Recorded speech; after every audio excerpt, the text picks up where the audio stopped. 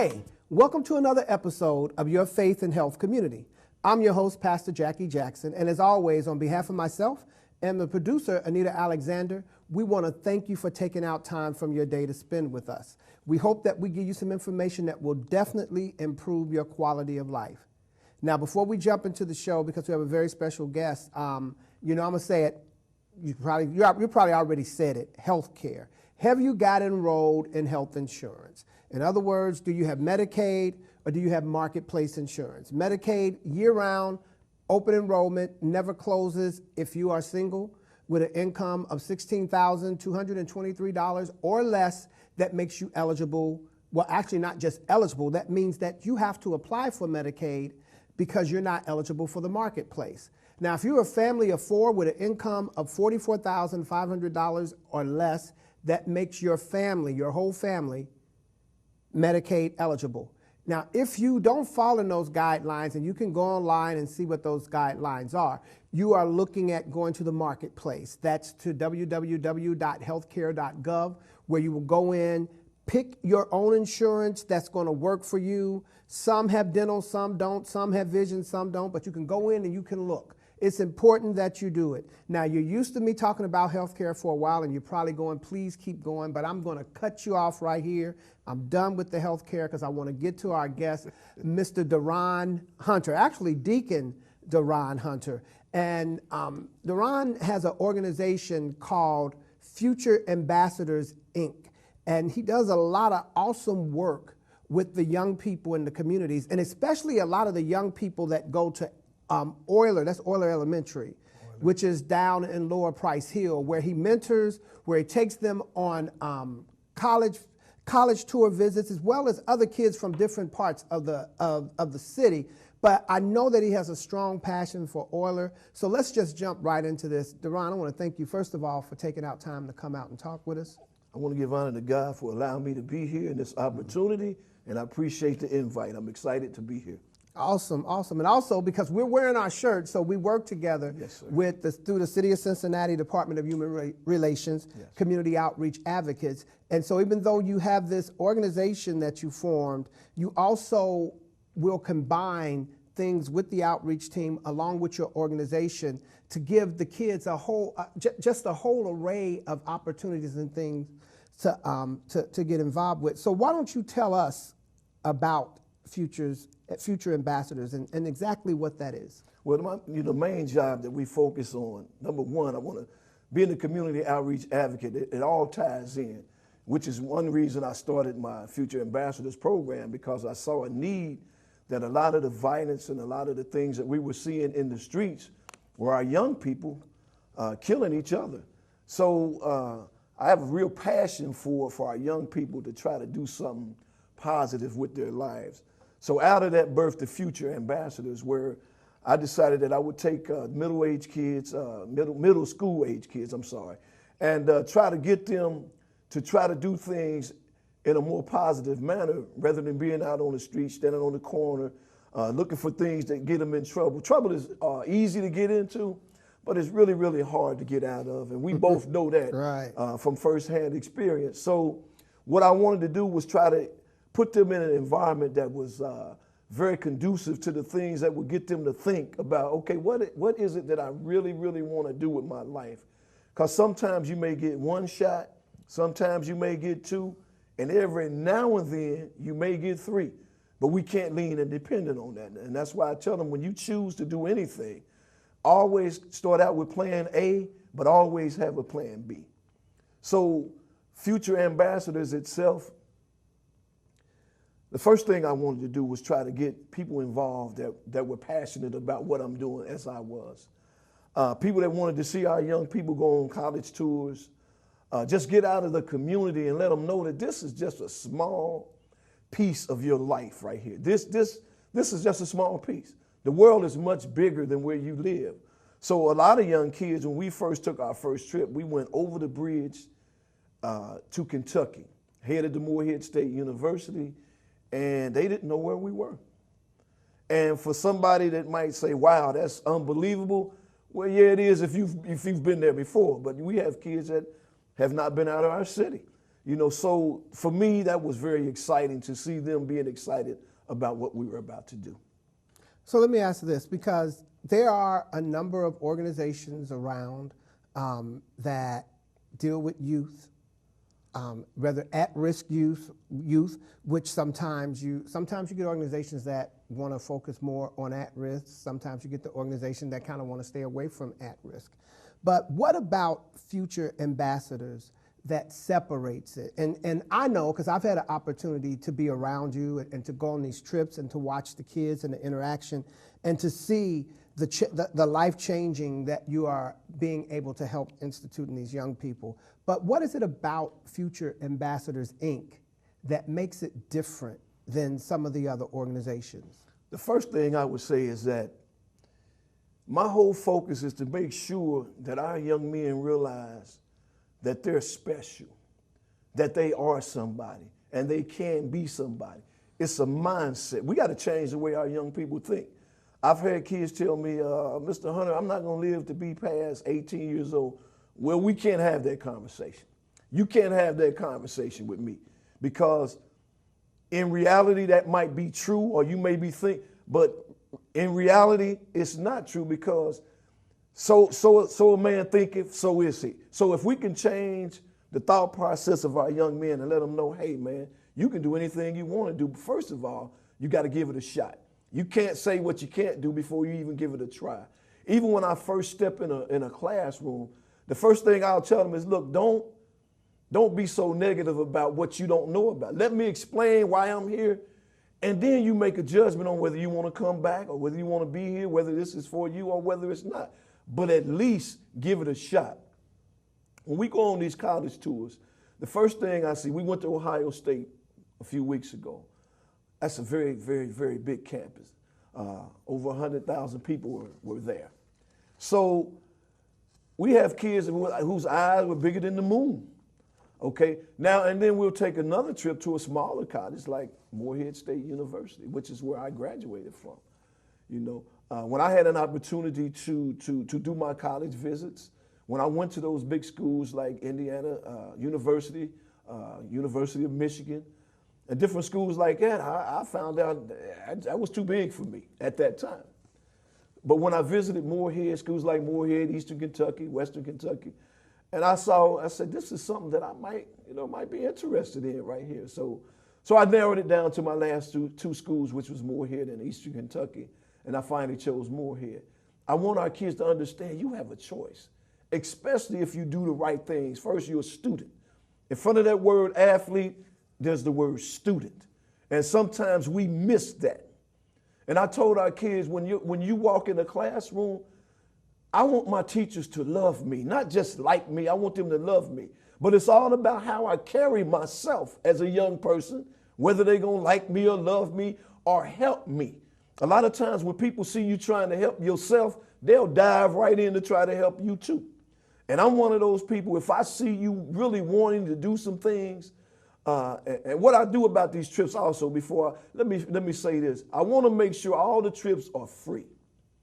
Everything or every trip that we've ever taken, our kids have not had to go in their pockets to pay for anything. That's food, that's the bus ride, that's movies, that's when we go out to eat. They don't have to pay for anything. T-shirts, sweatshirts, whatever it is that we do. I want to make sure that they don't have to worry about having no money in their pocket, you know, and not being able to go because of money. I'm trying to eliminate all of that. So I have a lot of people that really support what I'm doing, and they've been able to give me donations that I'm able to take these kids on these nice outings. And for that sake, and they are able to say, you know what, Mr. Hunter, I appreciate being able to get out of my community. And then when they leave me, I want to make sure that they're thinking. I want to leave them, you know, thinking, say, man, I can do that, and you can. And you mentioned Ohio State, and you gave us a picture, which is great, so I want to put this up. And just tell us about this particular shot, because this is at the stadium here. And I don't know if you can see, but you see the big O in the middle. Yeah. So tell us about this picture here. You know, that was actually a great shot. We had great seats when we went to. We had an end zone shot. And the guy that took the picture, I mean, it was a beautiful beautiful shot that he took of the stadium, of the field, and he got a couple of our kids in that shot too. And what was so unique about that day also is that they were celebrating 50 years of their band. And even that, to me, was very exciting because they had over, it was so many members of their former band members that came back to be a part of this activity that they had. And they all came out in red uniforms. I mean, blended right in with the stadium, with the field, with the turf. And I mean, it was just a beautiful sight. And what I really liked about it is when we got there and we were walking to the field, the kids got to go through this tunnel, which leads you right to the field. And that made you feel like, man, I am a part of Ohio State football. And that was exciting for me, even though I'm a Morehead State grad. That was very exciting for me. So that alone just brought you into the atmosphere of what it's like to be a part of Ohio State football. The young people, when they arrived at Big O and at Ohio State, how were they to get off the bus? You know, probably some have watched the games, right, on television or maybe have some apparel or seen it, but to actually be there, to get off that bus, see all of these people, and then to walk in that stadium, filled to the brim, how were they? What were their reactions like? The kids were awesome. And the first thing I did to lead up to your point is we have what we call peer group sessions where we talk about staying in school, staying off drugs, making good grades. You have to earn these field trips. They don't just happen. You have to earn these field trips. You have to show me that I can take you somewhere and you know how to conduct yourself like a young man. So I asked them a question. I said, if we had an opportunity to go to an Ohio State football game, how many of you guys would be interested? Every hand in the room went up. And then there was 3 young men that said that they were interested in going to school at Ohio State. Okay. You know, and that was so beautiful. And then I said, okay, now that I've got that off or got that by you, I've asked that question. Guess what, guys? We're going to Ohio State. And they couldn't believe it. You know, eyes got big as moons. And so when we got there and we saw all of the people, we just outside of the stadium. And then when they started getting off the bus and realized that this is a reality, like we're really, really here. We're getting ready to be on this campus. And so we got off the bus and started walking toward the stadium. It's huge. Oh my God, the stadium is huge. And the kids' eyes were just wide open. And I mean, they were just energized. And when we got inside of the stadium, it was beautiful. And when we seen the Ohio State Buckeyes run out of the tunnel, and it was like, oh man, we are really here on this campus, in this stadium, places that I've seen, that I've read about, now we're here. And for me, the excitement of just them being there and smiling, that makes my day. When I see them smiling, that makes me smile. Which brings me to a question that I want to ask you. Why do you do this? Because again, we work together. Yes. So I know you're not making money doing this. You know what I'm saying? This isn't a career move. So what is it about young people that touched you, that made you say, I need to do something more than go, there needs to be something for these young people, and made you say, I need to create something for them? First and foremost, I want them to believe that they can. You got to believe it. And sometimes our kids, they have to see it in order to believe it. See, we walk by faith and not by sight, but our kids don't see it that way. They got to be able to see it. And I always say, if you can see it, you can achieve it. So my main goal was to say, if I could put them on a college campus, just put their feet on a college campus. And I've watched them in the stands, sitting up in the stands, and they say, I can do this. And you give them the Big Ten, you give them the MAC, and then you give them the OVC or independent college. You got this one, it's real huge, and then you got a smaller college. Big colleges are not for everybody. They're not. It wasn't for me. So once they realize that, man, I can do this, then when we put them on campus, they realize, okay, I'm on the campus now. How can I get back here? And I said, I'm going to tell you exactly how you get back here. First of all, student, athlete, you got to do your job in the classroom. I push that hard. If we pushed our kids as hard in the classroom as we do on the football field, the basketball court, or the baseball diamond, we'd have some geniuses. And all of our kids are brilliant. But somebody got to keep telling them how brilliant they are in the classroom. Amen. There's nobody no smarter than you are. It's about how hard you want to work. Sometimes it's the one that works the hardest, not the one that has the most talent. So that's that. So now I wondered, and I don't think I've asked you before, what makes you do this? And I've seen the passion. I've seen you work with the children. You mentioned your school.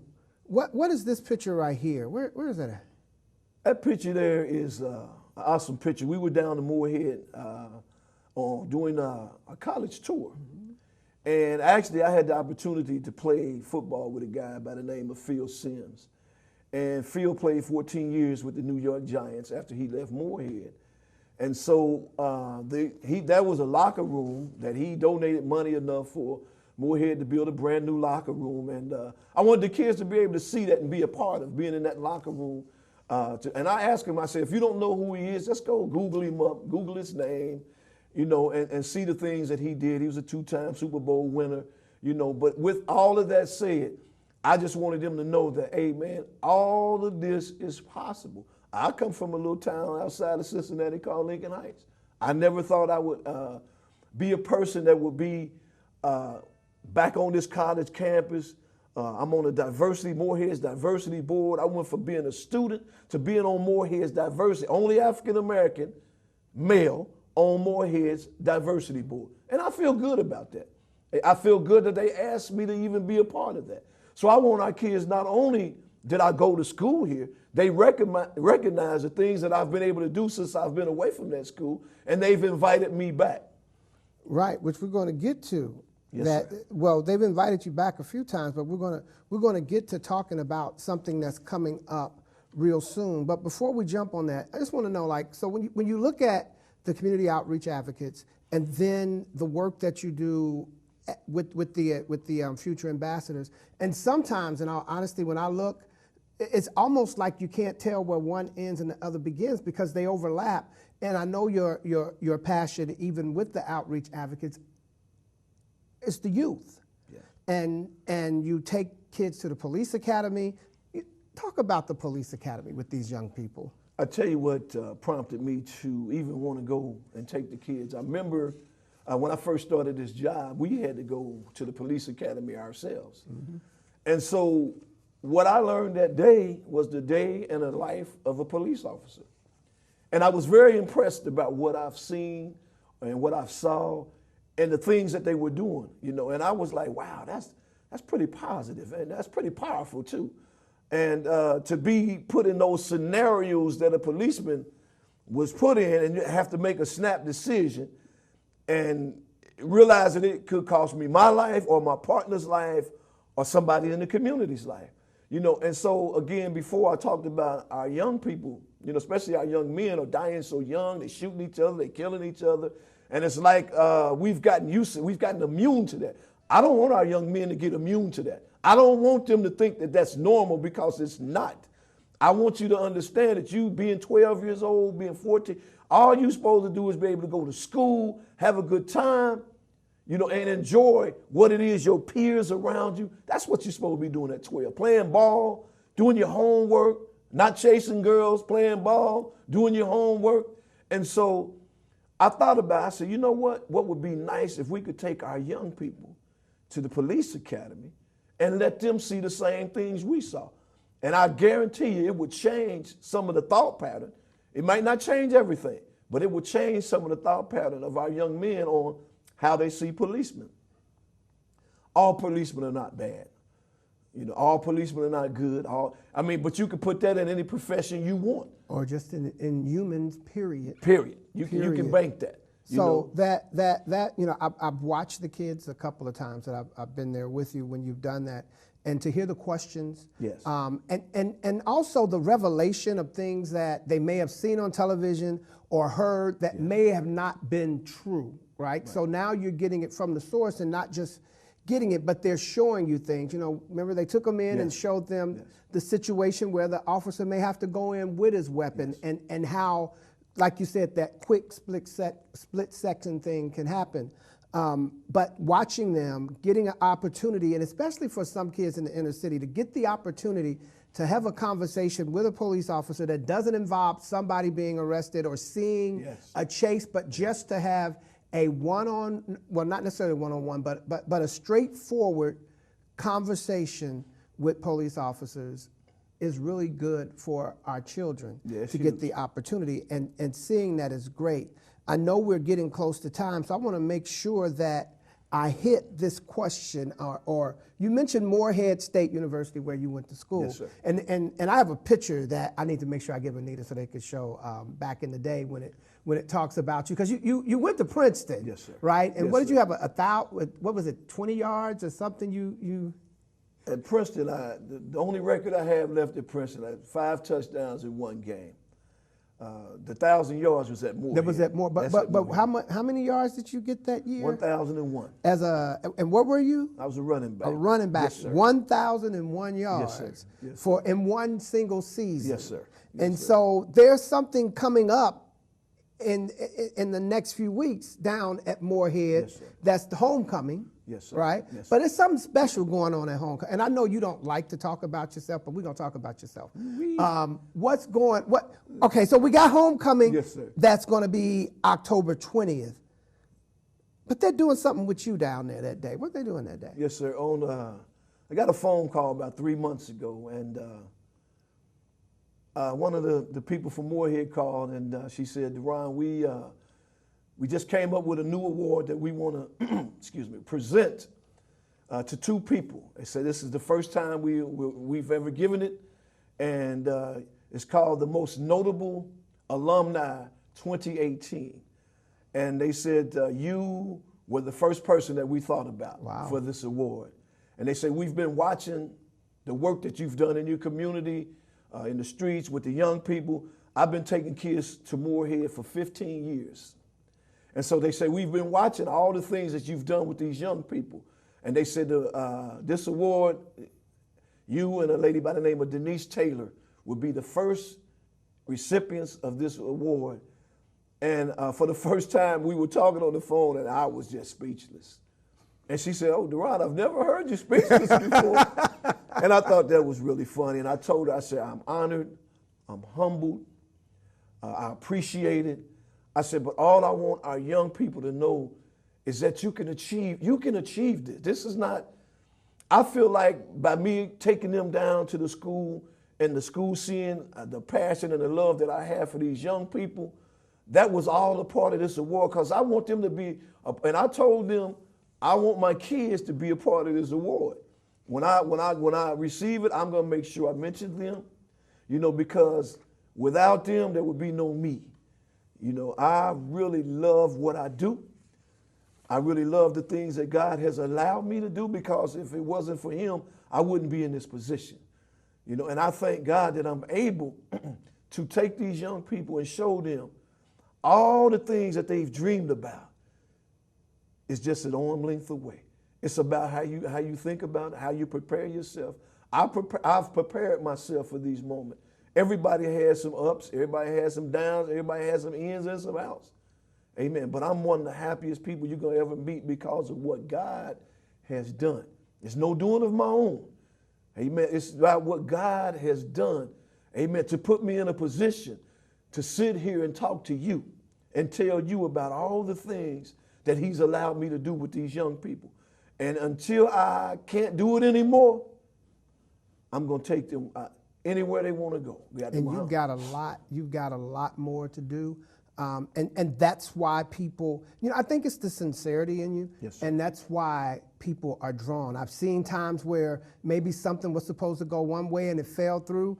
You didn't get frustrated. You just went, well, it's going to work. Amen. And then God opened up, what they say, the ram in the bush. Yes, sir. He had a whole flock of rams in the Lord. bushes. Thank you, Jesus. And I think that is a testament of what you're doing, that one, is anointed, amen, that He is happy and agrees with what you're doing. Yes. And more importantly, let me change that. We're talking about God, so I don't mean more important than God, but very important is that you're listening Yes, to sir. him.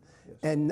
And not letting it, scriptures say man ought not to think too highly of himself. Amen. And so you're taking it and realizing that everything you're doing is because God has chosen you and given you the opportunity Yes. to be a part of their life. And I appreciate the work. One last picture I want to show. I think we have time. And this one is another one of the kids at a game. And got you in this one. So that's why I wanted to make sure I got that in. Where was this? We were up at Michigan State University. Oh, you went to Ohio State, then you went to Michigan. Michigan State University. And it was over 105,000 people at the game. And what was so awesome about that is when we got there, a good friend of mine by the name of Harlan Barnett, who is the defensive coordinator now for Florida State. He got a promotion. And so he had already made provisions for us to be there. And so when we got to the gate, the people knew who we were. They said, "You the guys from Taft High School? Come on in." And that was so beautiful. Out of 105,000 people, we were recognized by the people that were taking the tickets. They said, "You the kids from Taft High School? Come on." And I'll never forget that. And the kids were so excited. They were just so excited, and we had a great time, saw a great game. Michigan State won. And we had a long and a prosperous trip back home. It was beautiful. That's awesome. Listen, man, and then at times you don't. I'm forever singing your praise Yes, sir. for the work that you do. And Yes, I know that you have something that you want to read. Yes, sir. And I want to give you that opportunity to make sure you get that. Even if that is the last thing we do Yes, sir. right now, I want to make sure that you get an opportunity. So go ahead, share this with everyone. And I definitely wanted to share this with the people who are listening, because this is like my theme song for the kids that I work with. And I always tell them this: to achieve your dreams, remember your ABCs. This is something I always wanted them to know. It says avoid negative sources, people, places, and things and habits. Believe in yourself. Consider things from every angle. Don't give up and don't give in. Enjoy life today. Yesterday is gone. Tomorrow may never come. Family and friends are hidden treasures. Seek them and enjoy their company. Give more than you plan to. Hang on to your dreams. Just do it. Keep trying no matter how hard it seems. It will get easier. Love yourself first. Most make it happen. And here's a part where I tell the kids, if you don't hear nothing else I read on this paper, please hear this next line. It say, never lie, cheat, or steal. Always attempt to be honest. Never lie, cheat, or steal. Always attempt to be honest. Open your eyes and see things as they really are. Practice makes improve, not perfect. Quitters never win, winners never quit. Read and study. Learn everything that is important in your life. Stop procrastinating. Take control of your destiny. Understand yourself in order to better understand others. Visualize it. Want it more than you want anything. Accelerate your efforts. You are unique in all God's creation. Nothing or nobody can replace you. Zero in on your target. Be about the business of using yourself up. Amen. Amen. And now what is that called? Now, It's called To Achieve Your Dreams, Remember Your ABCs. So listen, to achieve your dreams, everybody, he said, remember your ABCs. Listen, I hope that you got some good information, and we will put up some information on the screen, especially on how to reach out to Deron Hunter as a community outreach advocate, as well as reaching out to him as far as are you the president? Yes. I know you're the founder and president of Future Ambassadors, Inc. If you have a young man or a young woman, because he does take young ladies on these trips as well. In fact, down to Morehead, I think a young lady that went with us to the one trip is now going to be going to Morehead. Yes. So you can reach out to him, ask questions. He was a top flight athlete in football in the university. So if you have children that are getting ready to go, or you got some questions, you need some guidance on what to do and what not to do, reach out. Listen, again, on behalf of myself, I'm Pastor Jackie Jackson, and our producer, Anita Alexander. We really want to thank you for taking out time. And I want you to remember this: stay faithful and be healthy.